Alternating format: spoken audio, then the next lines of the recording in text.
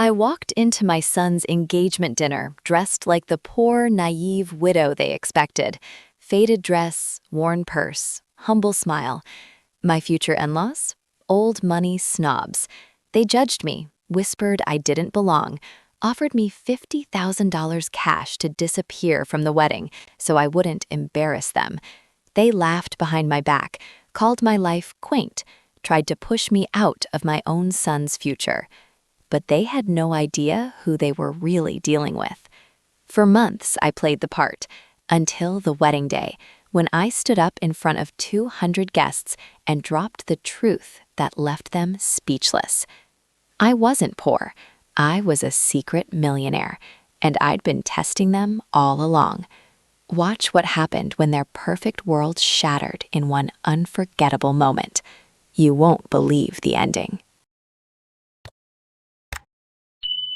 My name is Elena Hargrove, and if you saw me walking down the aisle at the grocery store in faded jeans and a cardigan that's seen better decades, you'd probably assume I was just another middle-class widow trying to stretch a social security check.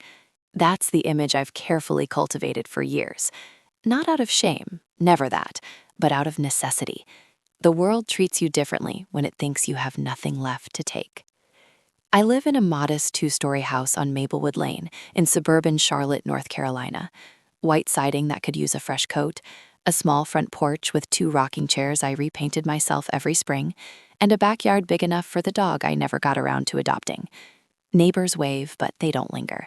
They see the 10-year-old Honda in the driveway, the clearance rack curtains in the windows, and they file me under nice but not noteworthy. Exactly where I want to be.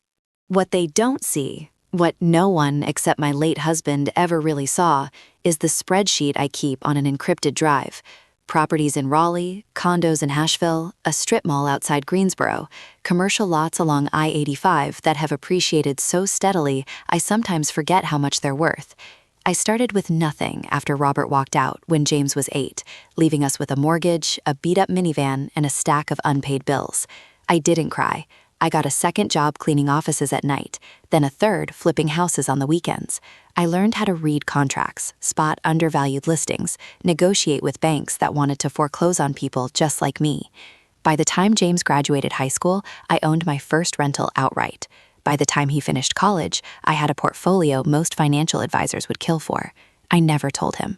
I wanted him to believe hard work was the only ladder worth climbing, not silver spoons or trust funds. So when my 31-year-old son called me last October, voice trembling with excitement, and said, "Mom, I asked Sophia to marry me," she said yes. My heart swelled in a way it hadn't since he took his first steps.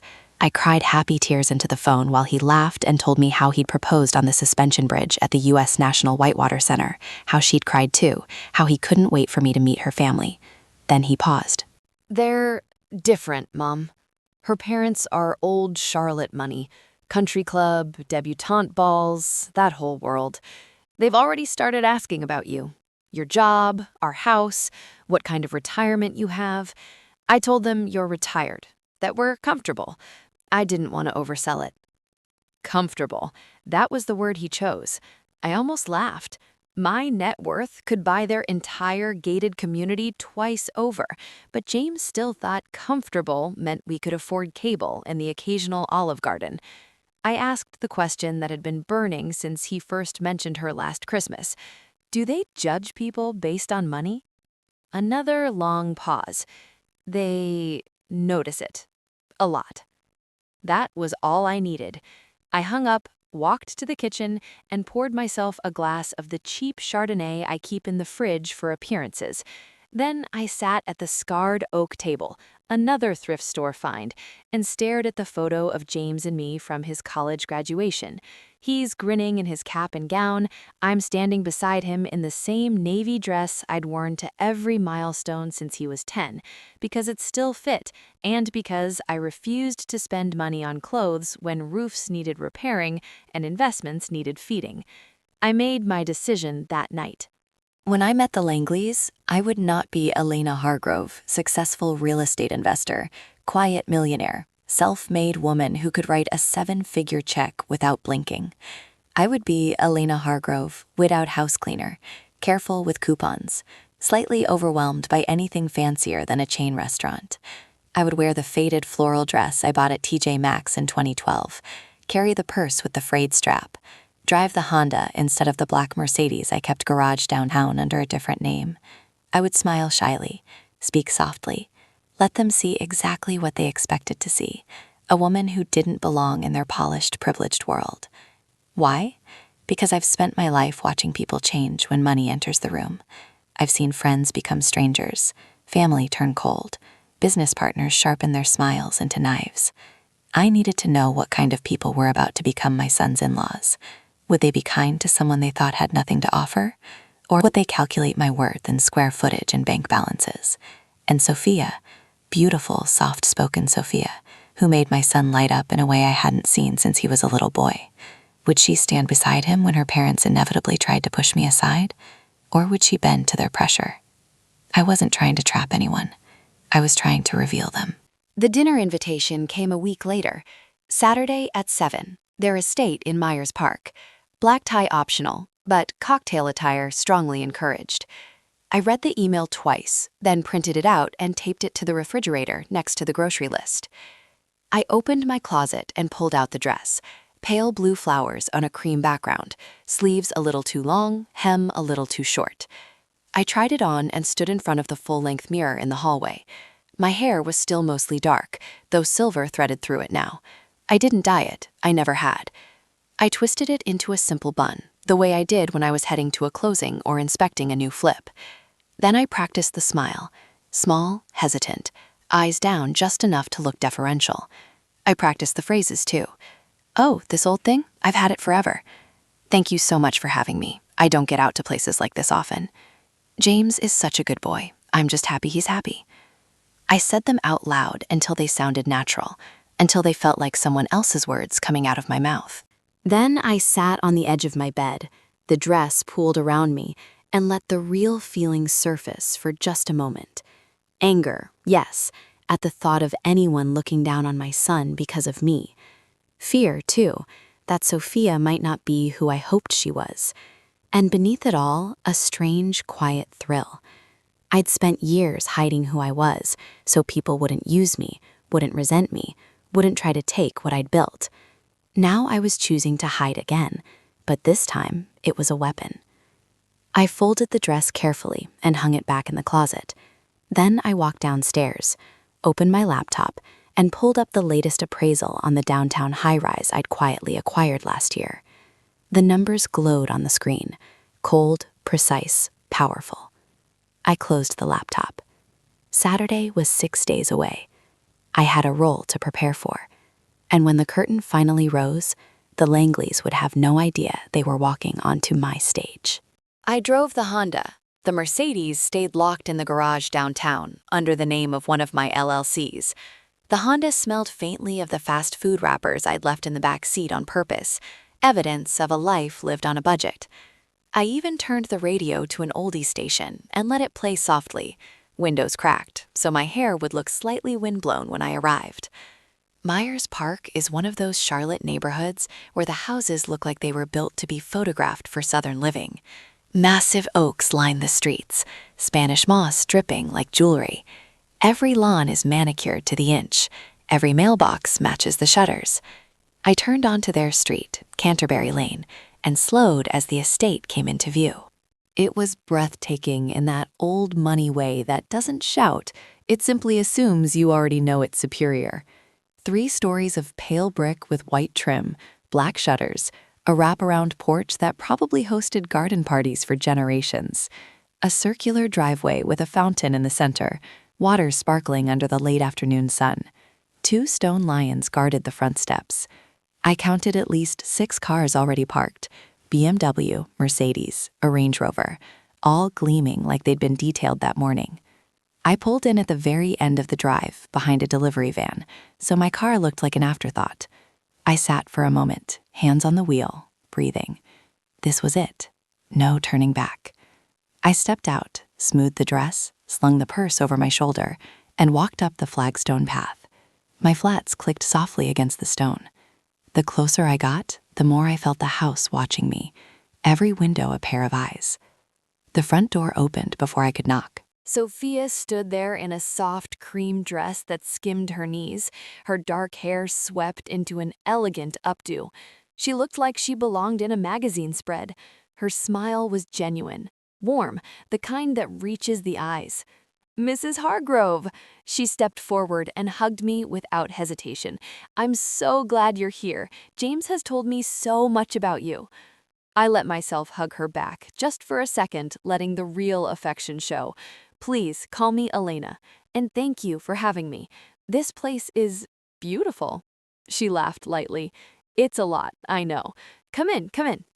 I followed her into the foyer. Marble floors, a chandelier that looked like it belonged in a museum, fresh flowers on a console table, peonies and hydrangeas, probably flown in. The air smelled of lemon polish and something expensive I couldn't place. Then I heard the voices. Richard Langley appeared first. Tall, silver hair perfectly combed, navy blazer over a crisp white shirt, no tie, sleeves rolled just enough to show the Rolex. He looked like central casting for wealthy Southern patriarch. His handshake was firm, brief, the kind that says, I'm doing this because manners require it. Elena, welcome. James speaks highly of you. His tone was polite, but his eyes did a quick inventory. Dress, shoes, purse, the faint lines around my mouth that come from years of smiling through tough times. He didn't smile back. Victoria followed right behind him. She was smaller than I'd expected, but carried herself like she owned the gravity in the room. Pearl earrings, pearl necklace, a silk blouse in pale lavender, tailored trousers. Her hair was the color of expensive honey, not a strand out of place. She air-kissed both my cheeks without actually touching skin. You must be James's mother, she said, as if confirming something mildly disappointing. We've been looking forward to meeting you. Her gaze swept over me again, slower this time. I saw the calculation, the faded dress, the simple bun, the lack of jewelry except the thin gold band I still wore from my marriage. She tilted her head slightly. Come in, dear. We were expecting, well, someone more put together, I suppose. But no matter. You're family now, or soon will be. The words were wrapped in silk, but the barb was sharp. I clutched my purse tighter, let my shoulders hunch just a fraction. Thank you so much for inviting me, I said softly. I don't get out to places like this often. It's all so lovely. Sophia shot her mother a quick glance, half warning, half plea, but Victoria only smiled wider. Of course, Elena, we're delighted. James is already in the living room with the others. Why don't you freshen up first? The powder room is just down the hall. I nodded gratefully, even though I didn't need to freshen up. It gave me a moment to breathe. In the powder room, marble sink, monogrammed hand towels, a tiny vase of orchids, I looked at myself in the gilded mirror. My reflection stared back. Tired eyes, soft smile, the face of a woman who spent decades pretending she's fine when the world keeps trying to prove she isn't. I whispered to that reflection, You've got this. Let them talk. Let them show you who they are. Then I straightened, smoothed the dress one more time, and stepped back into the hallway. Sophia was waiting for me. I'm really sorry about my mom, she whispered. She's particular, but she'll warm up, I promise. I touched her arm lightly. Don't worry, sweetheart. I've dealt with worse. She searched my face, like she was trying to read something I wasn't saying. Then she smiled again, small, hopeful, and led me toward the living room. Voices drifted out. Laughter, clinking glasses, the low murmur of people who've known each other since childhood. James saw me first. His face lit up, and he crossed the room in 3 strides to hug me. Mom, he said into my hair, you okay? I squeezed him back. I'm perfect, honey. Over his shoulder, I caught Victoria watching us. Her smile was still in place, but her eyes were cool, assessing. The trap was set. They thought I was easy to read, easy to dismiss, easy to keep at arm's length. They had no idea I'd been reading them since the moment I turned onto their street. And the real game? It was only just beginning. The dining room felt like stepping into another century. A long mahogany table stretched under a crystal chandelier that threw soft prisms across the walls. Place settings gleamed, bone china, heavy silverware, wine glasses so thin they looked like they might shatter if you breathed on them wrong. Fresh flowers in the center, white roses and eucalyptus, the scent clean and expensive. 6 chairs, 6 people. Me, James, Sophia, Richard, Victoria, and Sophia's younger brother Ethan, who'd flown in from New York and looked like he'd rather be anywhere else. I was seated between James and Sophia, which felt like a small mercy. James kept his hand on my knee under the table for the first few minutes, a silent reassurance. Sophia smiled at me every time her mother spoke, as if trying to telegraph an apology in advance. The first course arrived, chilled cucumber soup in shallow bowls, garnished with a single chive. I picked up the spoon the way I'd seen in old movies, pinky out, slow sips, and tried not to notice how everyone else handled theirs like they'd been born with the etiquette drilled into muscle memory. Victoria broke the silence first.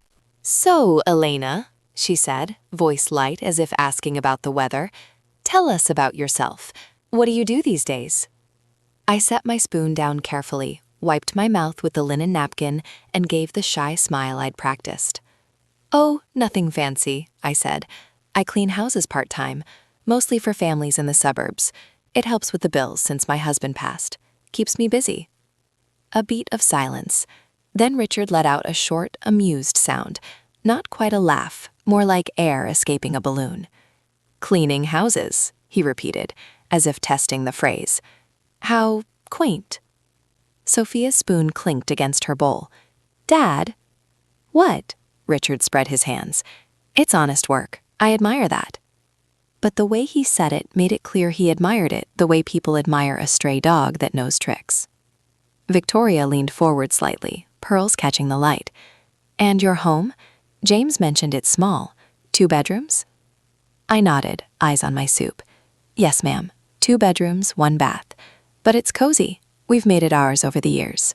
Cozy, Victoria echoed, tasting the word like it was a new vintage. That's one way to put it.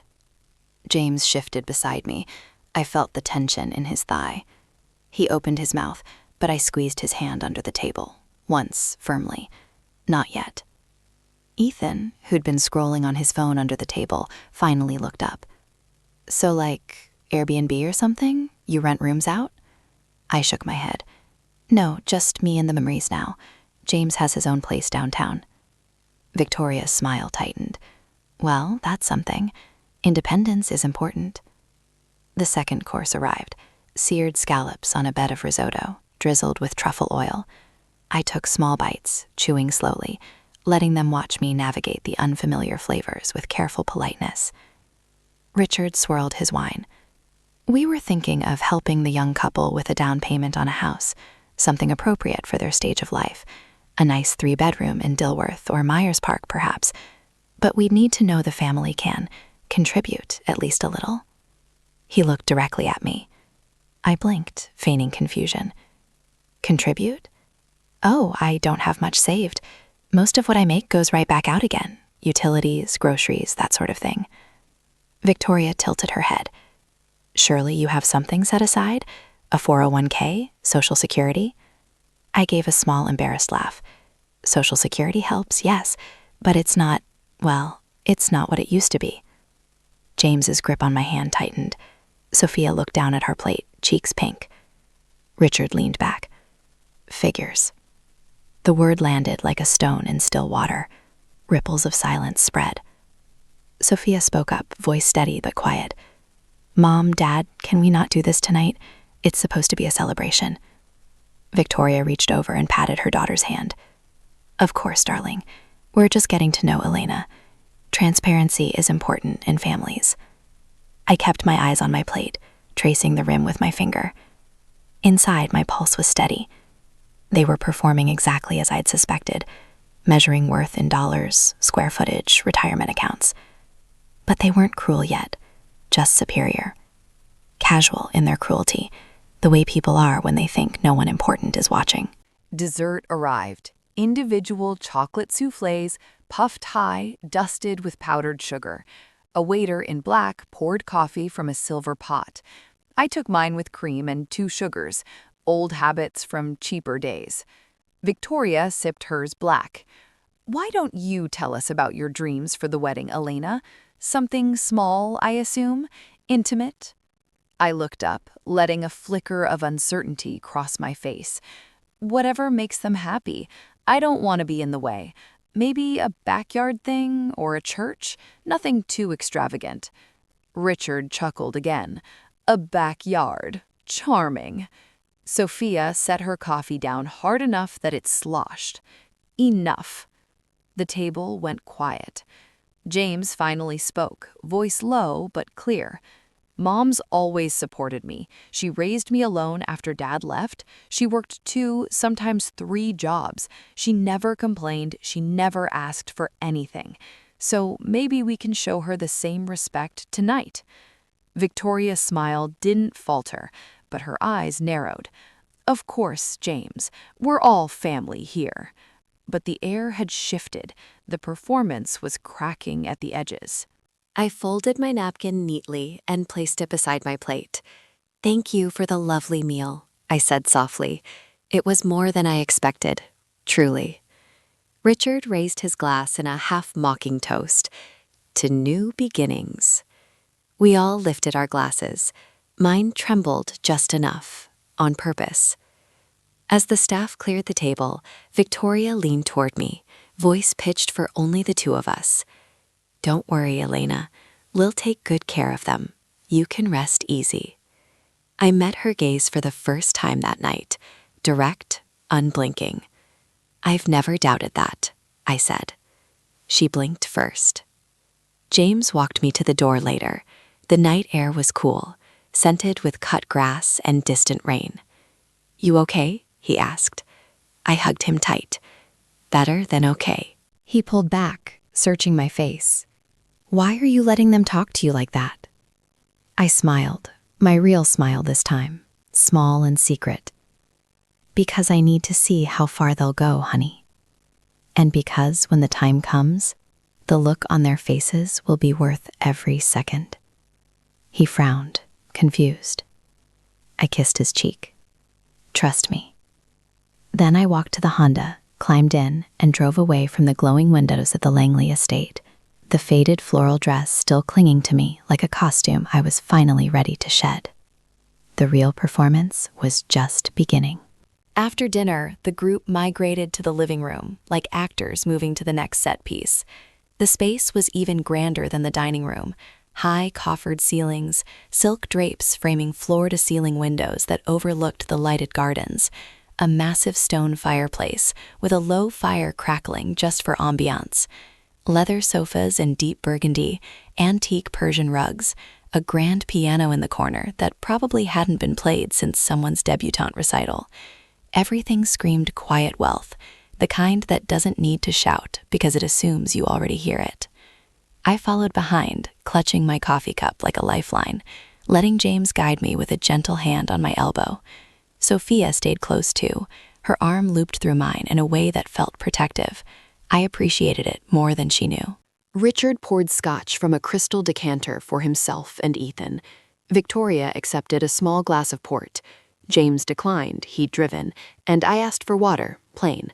When the server brought it in a tall glass with a lemon slice, Victoria raised an eyebrow as if even that was a faux pas. We settled in. I chose the edge of a sofa, knees together, hands folded in my lap. The conversation started light. Weather, upcoming charity galas, Ethan's latest startup pitch in Brooklyn, but it didn't stay there long. Victoria turned to Sophia first, voice pitched low, but not low enough. "Darling," she said, swirling her port, "he really is wonderful, charming, ambitious, kind.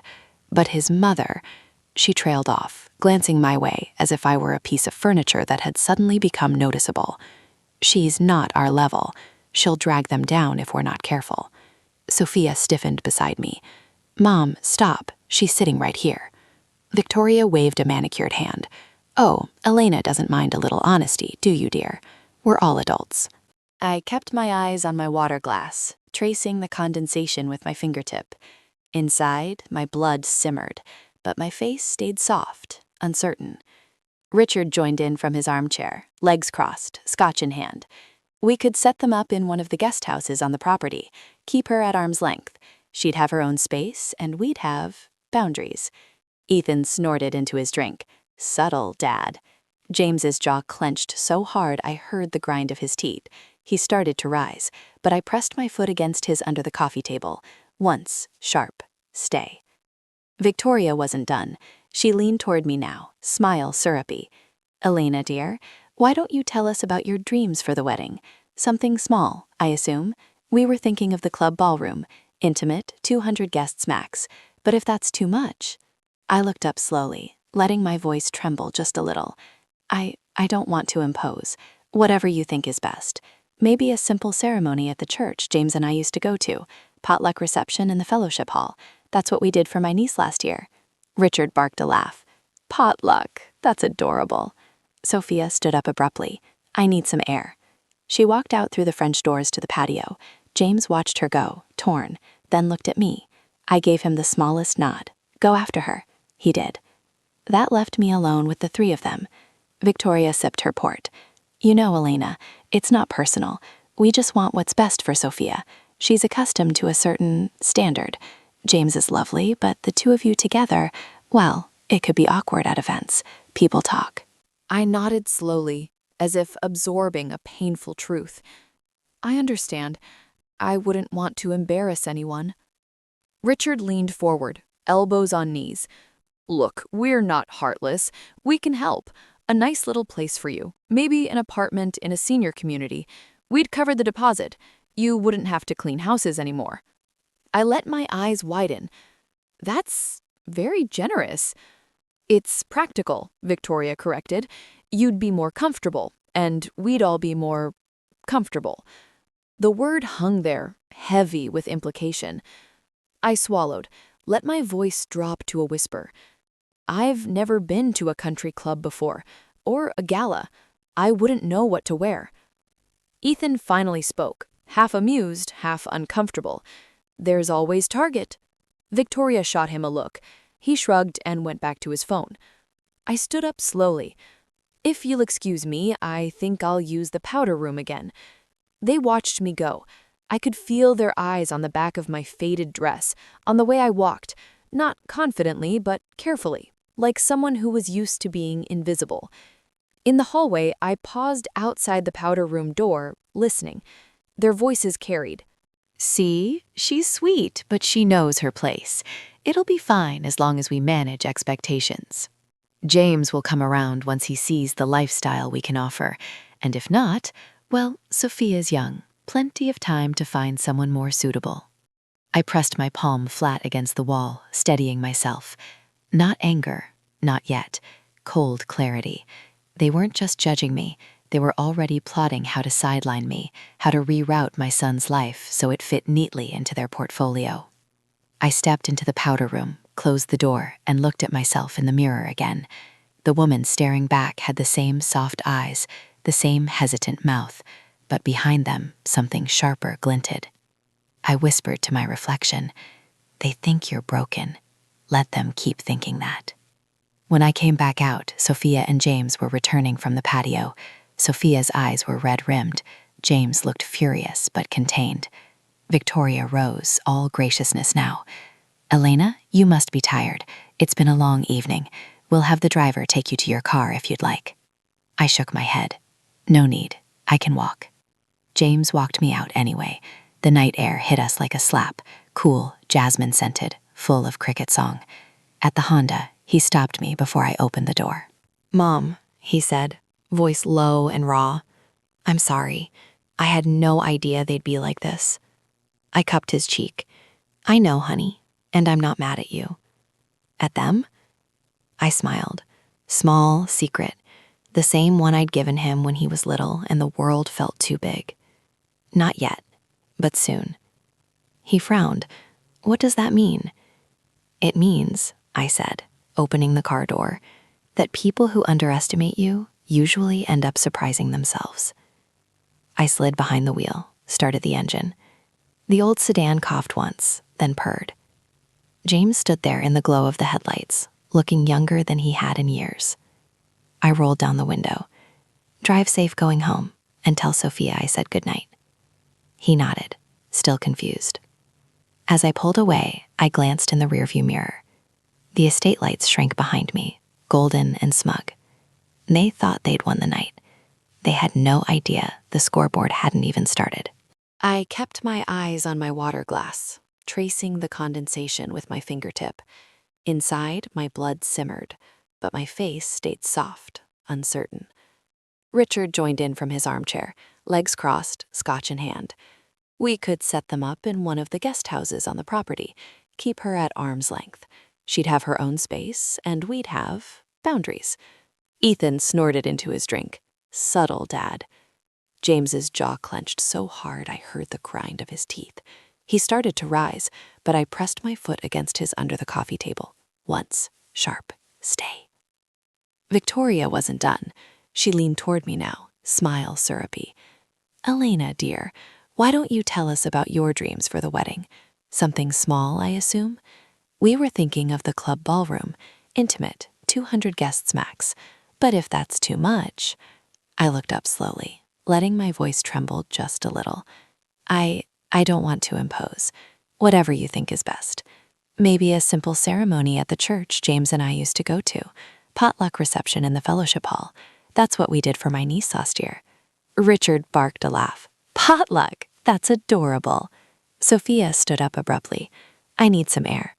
She walked out through the French doors to the patio. James watched her go, torn, then looked at me.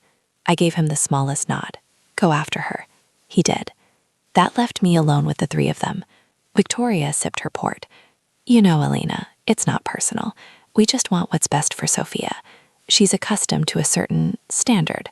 James is lovely, but the two of you together, well, it could be awkward at events. People talk. Then came the invitation for family brunch at the Charlotte Country Club, Sunday at 11. Dress code, smart casual. I knew what that meant to them. Khakis and polo shirts for the men, sundresses and pearls for the women.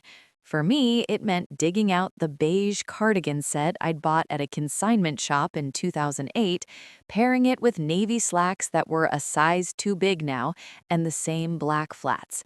No jewelry except my wedding gant. I looked in the mirror and saw exactly what they expected. A woman trying hard but falling short. I arrived early, parked the Honda in the far corner of the lot where the staff cars were, and walked the long path to the clubhouse entrance. The building was all white columns and green awnings, golf carts humming past like polite little ghosts. Inside, the air was cool and scented with fresh coffee and bacon. Heads turned as I stepped into the dining room, subtle glances, quick assessments, then polite disinterest. Victoria spotted me first. She was at a large round table by the window overlooking the 18th green, wearing a pale pink shift dress and a wide-brimmed hat, even though we were indoors. Richard stood beside her in seersucker, holding court with a group of men in similar attire. Sophia and James were already seated, looking relieved when they saw me. Elena, darling, Victoria called, loud enough for nearby tables to hear. Over here, we saved you a seat. I walked over, shoulders slightly rounded, smiling shyly. Thank you. This place is so elegant. I've never been inside before. A woman at the next table, mid-50s, blonde highlights, diamond studs, leaned toward her companion and whispered something. They both smiled indulgently. Victoria introduced me with careful phrasing. This is James's mother, Elena. She's visiting from out of town. Not from Charlotte, not from Maplewood Lane. Out of town, like I was temporary. I nodded politely to the group. Nice to meet you all. One of the men, gray hair, club blazer, extended a hand. What do you do, Elena? I sat down carefully. Oh, I clean houses part-time. Keeps me active. A ripple of soft laughter. Not mean, exactly, just amused. The kind of laugh people give when they think they're being kind to someone beneath them. How refreshing, the blonde woman said. Not everyone needs to be flashy these days. Sophia's fork paused midair. James's jaw tightened. The brunch dragged on. Mimosas flowed. Conversations swirled around charity balls, yacht trips to the Outer Banks, summer houses in Blowing Rock. I ate quietly. Eggs Benedict I'd never ordered before, fresh fruit that tasted too perfect. Every time someone asked me a question, I answered softly, deferentially, letting them steer the talk back to their world. At one point, Victoria leaned toward me. "Elena, you must try the crab cake Benedict. It's divine." I took a small bite. "It's wonderful, thank you." She smiled like she'd bestowed a gift. Then the real test came. A woman in a lime green dress, Victoria's friend, apparently, turned to me with bright curiosity. "So, Elena, what does your family do? Are you from one of the older Charlotte lines?" I blinked, feigning mild confusion. "Oh no, we're simple folk. My husband worked construction before he passed. I've always worked with my hands." The table went quiet for a second. Then lime green woman laughed lightly. "How charming. Everyone starts somewhere." Victoria patted my hand. "Elima's very down to earth. It's refreshing." James finally spoke, voice low but clear. "Mom's the strongest person I know. She raised me alone, paid for my college with no loans. She doesn't need to explain herself." The table shifted uncomfortably. Sophia reached under the table and squeezed James's hand. Victoria changed the subject smoothly. "Speaking of college, Ethan's thinking of grad school at Duke. Legacy, you know." I nodded, saying nothing. After brunch, as people drifted toward the veranda for coffee, Sophia pulled me aside near the ladies' room. "I'm mortified," she whispered. "They're awful. I'm so sorry." I touched her arm. "It's not your fault, sweetheart. People show who they are when they think no one's judging them back." She searched my face. "You're handling this better than I would." I smiled. Small. Real. "I've had practice." The table went quiet for a second. Then lime green woman laughed lightly. "How charming. Everyone starts somewhere." Victoria patted my hand. "Elima's very down to earth. It's refreshing." James finally spoke, voice low but clear. "Mom's the strongest person I know. She raised me alone, paid for my college with no loans. She doesn't need to explain herself." The table shifted uncomfortably. Sophia reached under the table and squeezed James's hand. Victoria changed the subject smoothly. "Speaking of college, Ethan's thinking of grad school at Duke. Legacy, you know." I nodded, saying nothing. After brunch, as people drifted toward the veranda for coffee, Sophia pulled me aside near the ladies' room. "I'm mortified," she whispered. "They're awful. I'm so sorry." I touched her arm. "It's not your fault, sweetheart. People show who they are when they think no one's judging them back." She searched my face. "You're handling this better than I would." I smiled. Small. Real. "I've had practice." The brunch at the country club lingered in my mind like smoke that won't clear. I could still hear the polite laughter, feel the weight of their glances measuring me against their crystal stemware. But more than that, I could feel the shift, the way desperation had started creeping into their voices, even if they thought they hid it well. Marjorie's call had confirmed what I'd suspected. The Langleys weren't just snobs protecting their status. They were cornered animals, and cornered animals bite hardest when they think no one sees the trap closing. I decided it was time to give them something to sink their teeth into. On Tuesday morning, I drove back to the Myers Park estate. I told James I'd left my purse there after brunch, silly me, always forgetting things these days, and asked if I could swing by to pick it up. He offered to go with me, but I said no. It's quick. I don't want to bother them. Sophia answered the door when I rang the bell at 10:30 sharp. She looked relieved to see me, then guilty. "Elena, hi, come in. Mom's out at a committee meeting, but I'll grab your purse." I stepped inside, keeping my movements small and hesitant. "Thank you, sweetheart. I hate imposing." She disappeared down the hall. While she was gone, I let my eyes wander, casually, like someone who didn't belong and knew it. The foyer was the same, marble, chandelier, fresh flowers, but now I noticed the small signs of strain I'd missed before. A faint dust line on the console table where a vase used to sit, one fewer family photo on the wall, the kind of economies that start when cash flow tightens. Sophia returned with my purse, the brown leather one with the frayed strap. I'd left it deliberately on the hall bench after brunch, zipper half open, contents visible if anyone cared to look. "Here you go," she said, handing it over. "I'm really sorry about Sunday. They were awful." I took the purse, let my fingers tremble just a little. "It's okay. I understand. Families want the best for their children." She bit her lip. I don't want them to push you away. James loves you. I love you. I reached out and squeezed her hand. Real warmth this time. I know, honey, and I love you too. That's why I'm not going anywhere. She searched my face, like she sensed there was more I wasn't saying. Then she hugged me quickly, fiercely, before stepping back. I thanked her again and left. But I didn't drive straight home. I pulled into a quiet side street 2 blocks away, parked under an oak, and opened the purse. Inside, the fake bank statements I'd printed on cheap paper, overdrafts, late fees, a balance hovering just above 0. A worn photo of James at 8, gap-toothed and grinning. A crumbled grocery receipt from last week, showing mostly generic brands. Nothing flashy, nothing that screamed hidden wealth. Just enough to paint the picture they already wanted to see. A woman barely scraping by, vulnerable, disposable. I took a photo of the statements with my phone, then tucked everything back exactly as it had been. Then I drove home. The call came the next afternoon. Victoria's voice was smooth, almost kind. Elena, dear, we found your purse after you left yesterday. Sophia must have missed it. I have it here.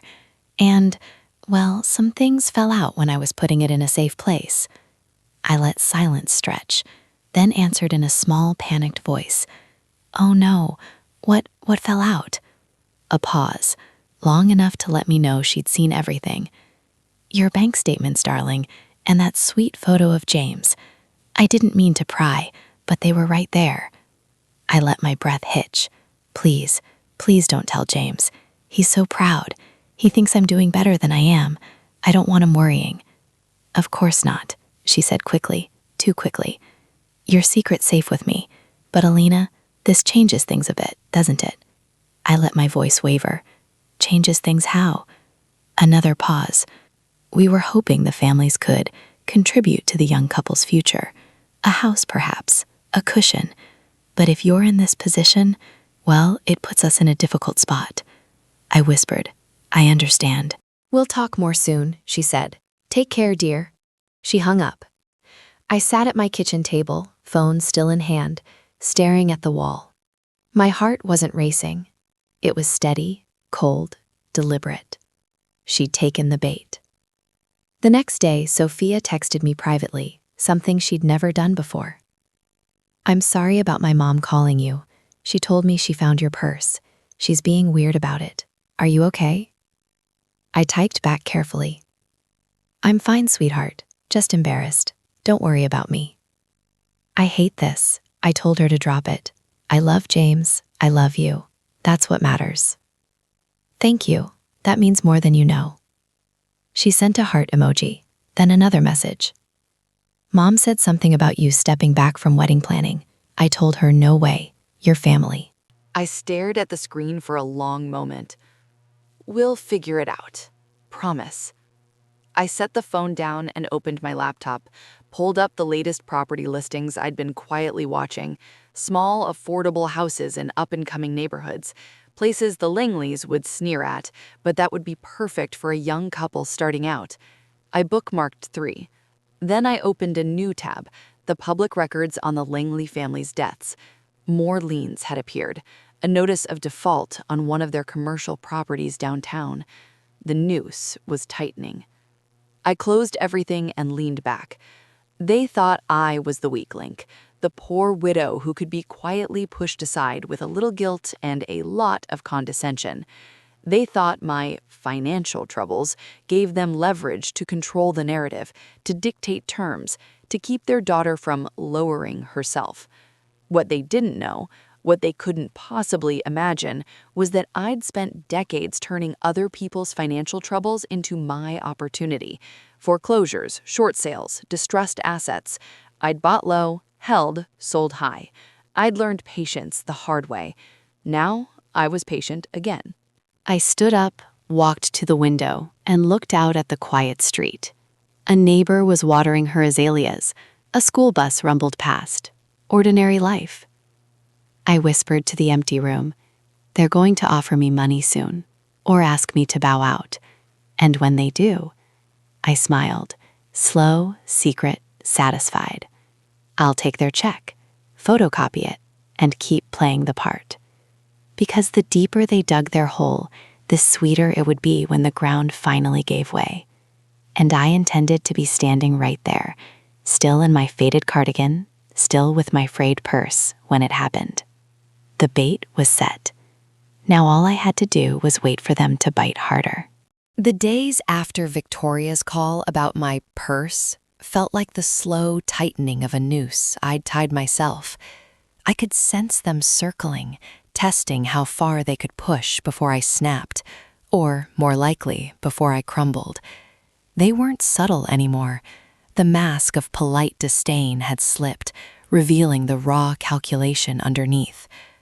Desperation has a smell, sharp and metallic, and I could smell it on every phone call, every text, every carefully worded email.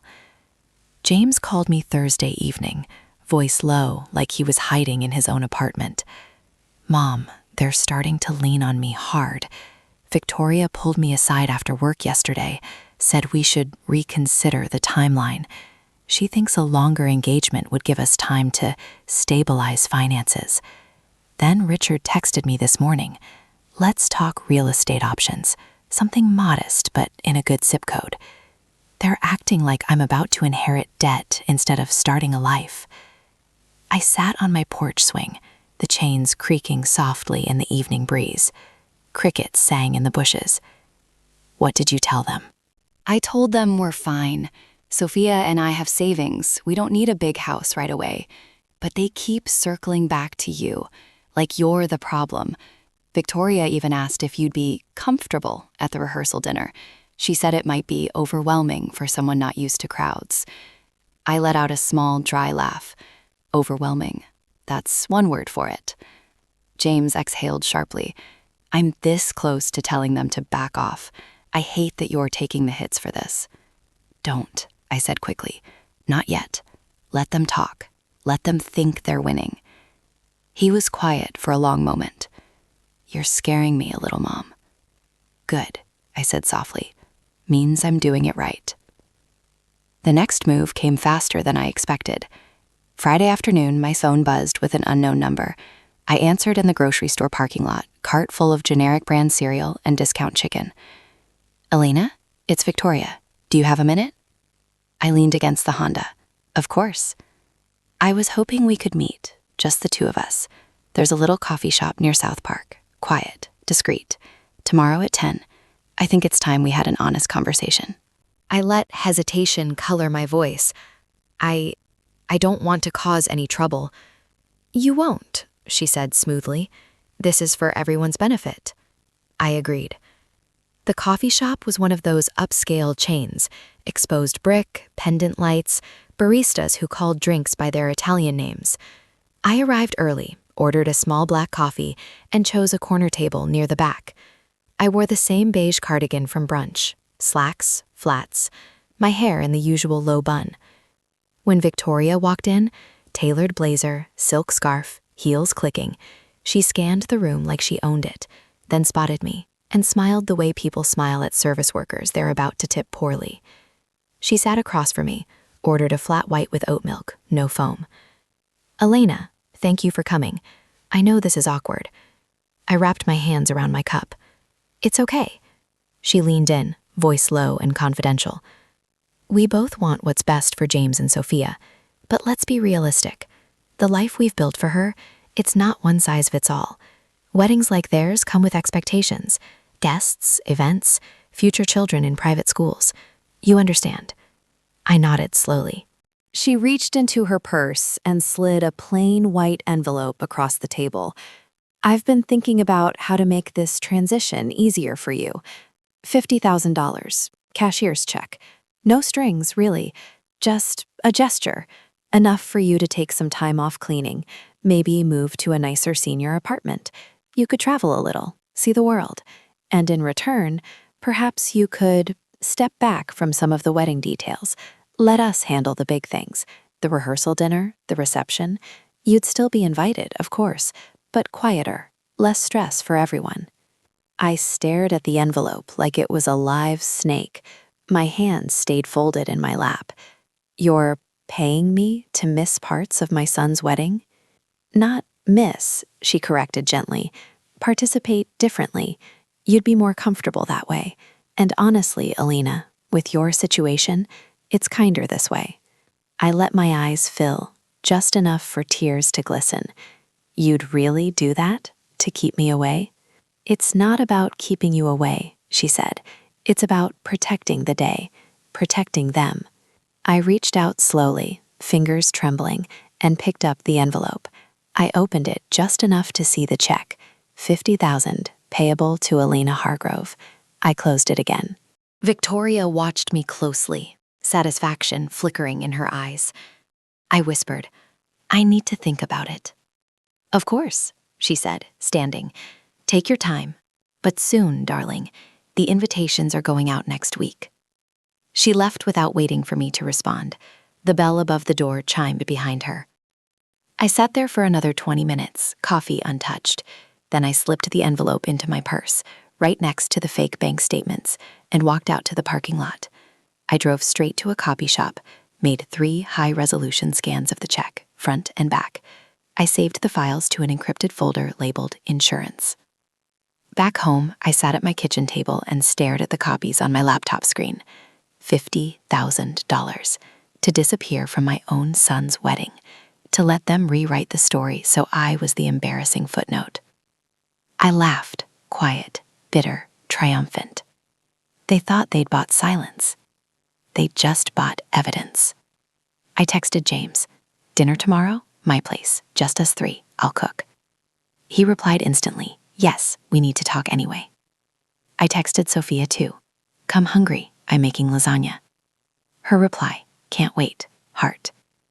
I closed my phone and looked around my small kitchen, the chipped Formica counters, the fridge humming softly, the calendar on the wall with dates circled in red. Ordinary, safe, mine. They thought they were pressuring me. They had no idea how much pressure I could apply when the time came. I stood up, tied on my apron, and started chopping onions for the sauce. The rehearsal dinner was 2 weeks away, the wedding 3, and the clock was ticking louder now, for them. I hummed an old hymn under my breath as I layered the noodles. Let them push. Let them offer more. Let them think they'd won. Because when I finally stopped pretending, the fall would be spectacular, and I'd be standing at the top, still in my old cardigan, watching every piece land exactly where it belonged. The morning of the wedding dawned soft and golden, the kind of Carolina spring day that makes you believe in second chances. I woke at 5, as always, brewed coffee in the percolator, and sat on the porch swing while the neighborhood slowly stirred. Birds called from the oaks, a sprinkler hissed somewhere down the block. Ordinary sounds, peaceful, but my pulse thrummed steady and sure beneath my skin, like a drumbeat counting down. I dressed carefully, not the faded floral or the beige cardigan this time. I chose a simple navy sheath dress, knee-length, modest neckline, bought off the rack at Nordstrom Rack years ago but never worn. It fit perfectly, the way clothes do when you've waited for the right moment. I kept my hair in the low bun, added a touch of lipstick, soft rose, nothing flashy. No jewelry except my wedding band. I looked like myself, but polished enough to blend in without drawing attention. Yet. I arrived at the Langley estate at 9:30, 2.5 hours before the ceremony. The place was already alive. White tents on the back lawn, florists arranging centerpieces, a string quartet rehearsing under the pergola, ballets in black vests directed cars, guests in pastels and seersucker milled on the terrace, champagne flutes catching the light. I parked the Honda at the far end of the drive again, walked up the flagstone path with my head high, but my steps measured. Sophia saw me first. She was in a silk robe, hair in rollers, makeup half done, glowing like she'd swallowed sunlight. She ran across the grass barefoot and threw her arms around me. "You're here early," she said into my shoulder. "I was worried you'd change your mind after everything." I hugged her back, tight. "Never. This is your day, sweetheart. I'm just happy to watch it happen."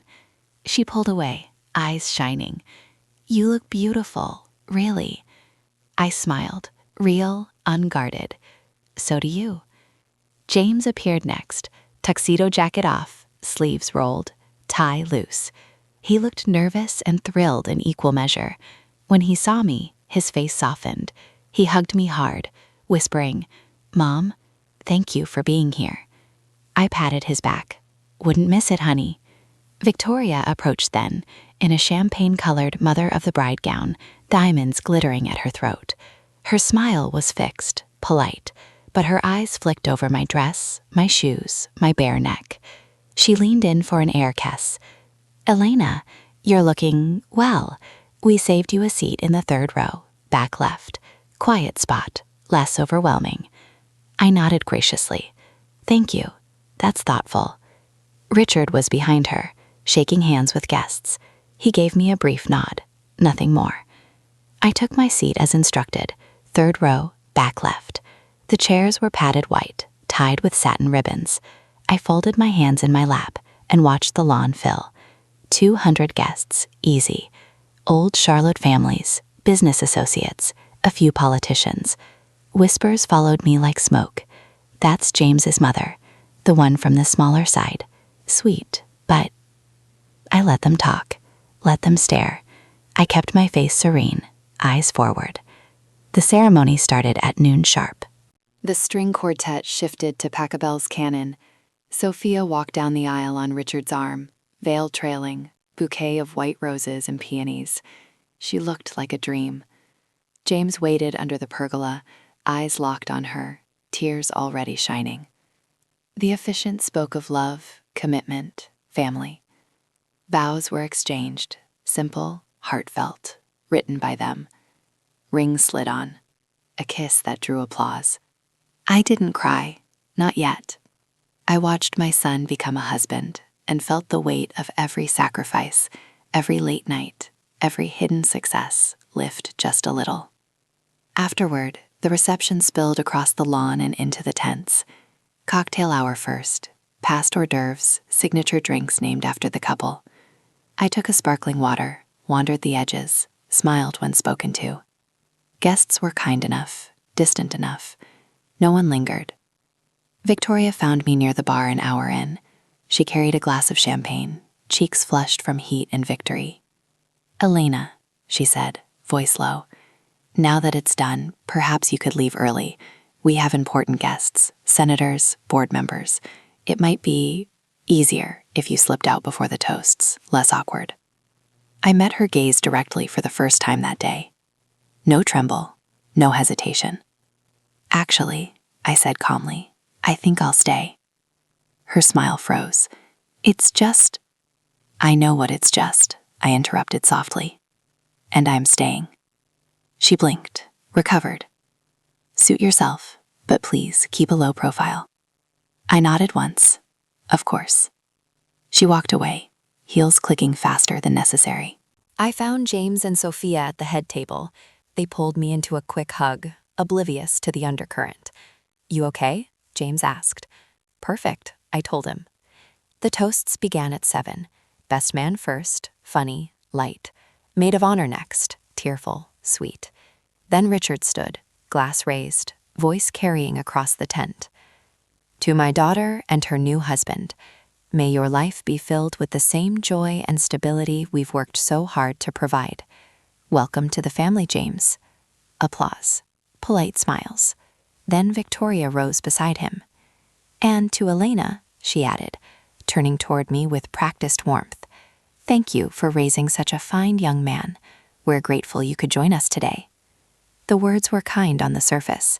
Underneath, a reminder of my place, the back row, the quiet corner, the woman who'd been paid to stay small. Guests clapped lightly. I stood up. The tent went quiet almost instantly. Victoria's eyes widened. Richard's hand tightened on his glass. I stepped forward slowly, voice clear and steady. No microphone needed. "May I say something?" James nodded immediately.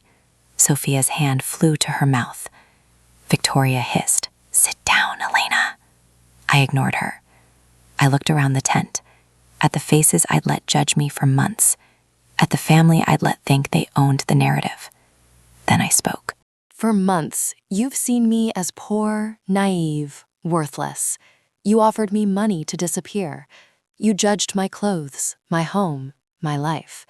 You thought I didn't belong here. Gasps rippled through the crowd. I pulled a slim envelope from my small clutch, plain, unassuming. But let's talk about real worth. I handed the envelope to James. His eyes widened as he opened it. Property deeds, investment summaries, bank statements showing balances that several guests inhaled sharply. Mom, this is the title to the new condo downtown? Yes. And the portfolio I've built since your father left. 8 figures, quietly, because I wanted you to value hard work, not handouts. Silence swallowed the tent. I turned to the Langleys. I pretended to be poor to see your hearts. You failed. You saw weakness and tried to exploit it. But Sophia, she saw kindness. She stood by us. Victoria's face drained of color. Richard stammered, glass trembling. I continued, calm as glass. And about your debts, I know. Margin calls, liens. I could buy your loans tomorrow if I wanted, but I won't. Because real family doesn't buy loyalty. I looked back at James and Sophia. I love you both, and I'm proud of the life you're building, together. Then I sat down. The tent erupted. Whispers became murmurs, became chaos. Victoria tried to speak. Richard pulled her back. Sophia stood, tears streaming, and hugged me again, fierce, unashamed. James stared at the documents, then at me, awe and love and understanding dawning. The string quartet started playing again, tentative, uncertain. I stayed for the cake. I stayed for the first dance. I stayed until the very end. Because this time, I wasn't leaving early. This time, I was right where I belonged. The tent felt smaller the moment I stood up. 200 pairs of eyes turned toward me like spotlights snapping on. The string quartet's last note hung in the air, unfinished, then died. Champagne flutes froze halfway to lips. The only sound left was the soft rustle of silk dresses and the distant hum of crickets beyond the lawn lights. Victoria's face went from practiced composure to something brittle and pale. She gripped the edge of the head table, knuckles white against the white linen. Richard half rose, mouth opening, then closing again like a fish pulled from water. Sophia's hand flew to her mouth, eyes wide, not in horror, but in something closer to recognition. James sat frozen, the envelope I'd handed him still open on his lap, pages trembling slightly in his fingers. I didn't raise my voice. I didn't need to. The quiet carried every word. For months, I began again, slower this time, letting each syllable land. You've seen exactly what you wanted to see. A poor widow in faded dresses, a woman who cleans houses to pay bills, someone naive enough to be flattered by your invitations, small enough to be dismissed. You judged my clothes, my car, my home. You whispered that I didn't belong. You offered me $50,000, cashier's check, no questions, to step back from my own son's wedding, to disappear quietly so I wouldn't embarrass you in front of your important guests. A murmur rippled through the crowd. Someone gasped audibly. A phone camera flash went off somewhere in the back rows. I held up the envelope I'd kept for myself, the photocopy of the check, date stamped, amount clear. I didn't wave it like a flag. I simply set it on the table in front of me. You thought I was easy to fool, easy to buy, easy to erase. I turned to James. Honey, open the rest of it. He did. His hands shook as he unfolded the next pages. Deeds, portfolio summaries, wire transfer records, tax returns from the last decade, showing steady, quiet growth. The numbers were staggering. 8 figures, mostly liquid, diversified across real estate, blue chip stocks, municipal bonds, properties in Charlotte, Raleigh, Asheville, a downtown high-rise I'd acquired in a silent partnership, rental income that had paid for his college without him ever knowing, savings accounts he'd never seen statements for. James looked up at me, eyes glassy. Mom, how long? Since your father left, I said gently. I didn't want you to grow up thinking money was the answer. I wanted you to grow up knowing work was. So I kept it quiet. I kept driving the Honda. I kept wearing the same dresses. I kept cleaning houses when I didn't have to, because it kept me grounded, and because it kept people like them from seeing the truth too soon. Sophia stood slowly, tears streaming down her cheeks, mascara tracking black lines. She didn't wipe them away. She just stared at me like she was seeing me for the first time. Victoria finally found her voice. It came out thin, cracked. "This is ridiculous. You're making a scene. This is our daughter's wedding." "No," I said, calm, unyielding. "This is my son's wedding, and I've waited months to say this." I turned back to the Langleys. "I tested you, not to humiliate you, though you've done a fine job of that yourselves, but to see who you really are when you think no one's watching, when you think the person in front of you has nothing to offer. You saw weakness and you exploited it. You tried to buy me out. You tried to sideline me. You whispered about keeping me in a guest house, at arm's length, like a stray you could feed scraps to." Richard stammered. "We were protecting our daughter." You were protecting your portfolio, I corrected. I know about the debts, Richard. The margin calls on the downtown properties, the second mortgage on this estate, the deferred club dues, the liens starting to pile up. You needed a lifeline. You thought marrying Sophia to my son, a man you assumed came from modest means, would at least keep her in the circle you're trying to hold on to. Or maybe you hoped I had a hidden nest egg you could quietly tap later. Either way, you miscalculated. The tent was dead silent now. Even the crickets seemed to have stopped. Victoria's lips trembled. "You have no proof." "I have public records," I said simply. "And I have friends in real estate who keep me informed, quietly, the same way I've always done business." I looked at Sophia. "But you, sweetheart, you saw kindness. You stood by James when your parents tried to push me away. You texted me privately to apologize. You hugged me when no one else would. You never once looked down on me. That's why I'm still here. That's why I'm proud to call you family." Sophia stepped forward, crossed the grass in her wedding gown, and wrapped her arms around me so tightly I felt her heart beat against mine. She sobbed into my shoulder. "I knew you were special," she whispered. "I just didn't know how much." I held her, stroked her veil. "You're the special one." James stood next. He looked at his new in-laws, then at me. His voice was rough when he spoke. "I had no idea. None. But Mom, thank you. For everything. For protecting us. For letting us figure out who they really were before we tied our lives to theirs." He turned to the crowd. "This is my mother, Elena Hargrove. She raised me alone. She worked 3 jobs when I was a kid so I could have new shoes and books. She never told me she was building an empire in the background. She never asked for credit. She just did it. And today, she's giving me the greatest gift, the truth about the people who were supposed to welcome her." He looked at Victoria and Richard. "You don't get to decide who belongs in this family. We do." The applause started slow, 1 person, then 2, then a wave. Not everyone joined. Some guests looked away, uncomfortable. A few older women dabbed at their eyes.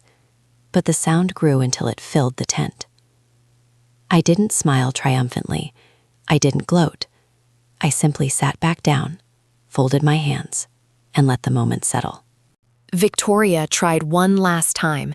"This is absurd. You can't just—" Richard put a hand on her arm. "Victoria, enough." She sat, hard. The quartet started playing again, soft, tentative. The cake was cut. The first dance happened. James and Sophia moved across the floor like they were the only 2 people left in the world. I watched from my seat, 3rd row, back left. But this time, no one asked me to leave early. This time, heads turned to look at me with something new. Not pity, not disdain, respect, and maybe, just maybe, a little fear. The reveal was complete. The masks were off, and the night was far from over. The tent lights stayed on long after the last guest left. White string lights draped across the pergola twinkled like fallen stars, casting soft pools on the grass where champagne flutes still stood half full. The quartet had packed up hours ago, but the air still carried faint echoes of violins and the low murmur of stunned conversations. Cleanup crews moved quietly in the background, folding chairs, rolling tables, sweeping petals, while the Langley estate slowly exhaled the chaos of the night. I didn't leave right away. I sat on a wrought iron bench near the fountain, the one with the stone cherubs I'd noticed on my first visit. The water trickled steadily, a calm counterpoint to the storm that had just passed. James and Sophia found me there. They'd changed out of their wedding clothes, him in jeans and a button-down, her in a simple white sundress, veil gone, hair loose around her shoulders. They sat on either side of me without a word at first. Sophia leaned her head on my shoulder. James took my hand. No one spoke for a long minute. The fountain did the talking. Finally, James broke the silence. "Mom, I still can't believe it. All these years. You could have told me. You could have lived differently." I squeezed his hand. I lived exactly the way I wanted to live, with you, not with a big house or fancy cars. I wanted you to know what it felt like to earn things, to fight for them, to be proud of small victories. If I'd shown you the money too soon, you might have thought that was the point. It never was. Sophia lifted her head. Her eyes were still red from crying, but the tears had dried into something softer. "I knew you were kind.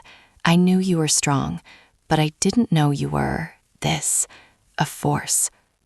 I'm sorry my parents treated you the way they did. I'm so sorry." I touched her cheek. "You don't apologize for them, sweetheart. You stood by us. You chose love over their expectations. That's what matters. That's why you're my daughter now, not because of a ring or a piece of paper, because you saw me when they refused to." James exhaled, long and shaky. They're inside, trying to explain themselves to the few guests who stayed. Dad, Richard, looks like he's aged 10 years in an hour. Mom, Victoria, is furious, but she's keeping it quiet, for once. I nodded. Let them sit with it. They'll either learn or they won't. Either way, it's not our burden anymore. We sat a while longer. The night cooled. Fireflies blinked in the garden beds. Eventually, James stood and offered his hand. "Come on, let's get you home. Or wherever you want to go." I smiled. Home sounds good. They drove me back to Maplewood Lane in James's SUV. The old Honda stayed parked at the estate. I'd pick it up later, or maybe I wouldn't. Maybe it was time to let it go. When we pulled into the driveway, the porch light was on, the same 60-watt bulb I'd replaced myself last summer. The house looked small next to the Langley estate, but it felt right. Mine. Inside, I made coffee. We sat at the scarred oak table, me in my navy dress, them still half in wedding glow. Sophia kicked off her sandals and tucked her feet under her. James kept glancing at the folder of documents on the table, like they might disappear. "So what now?" he asked. I sipped my coffee. "Now you live your life. Buy the house you want, not the one they think you should have. Start your careers. Make mistakes. Travel if you want. I'll help where I can, but only if you ask. No strings. No expectations." Sophia reached across the table. "We want you in our lives, all the way in, not on the edges." I covered her hand with mine. "I'm already there." Months passed in the quiet, steady way life does after a storm. James and Sophia found a small craftsman bungalow in Noda, artsy neighborhood, good light, fixer-upper potential. I gifted them the down payment as a wedding present, no fanfare. They accepted it with tears and promises to pay me back someday. I told them not to bother. They moved in over the summer, painted the walls sage green, planted herbs on the windowsill. Every Sunday they came for dinner. Lasagna, pot roast, whatever I felt like cooking. We laughed. We talked about nothing and everything. They never once asked how much I was worth. They just loved me. The Langleys kept their distance at first.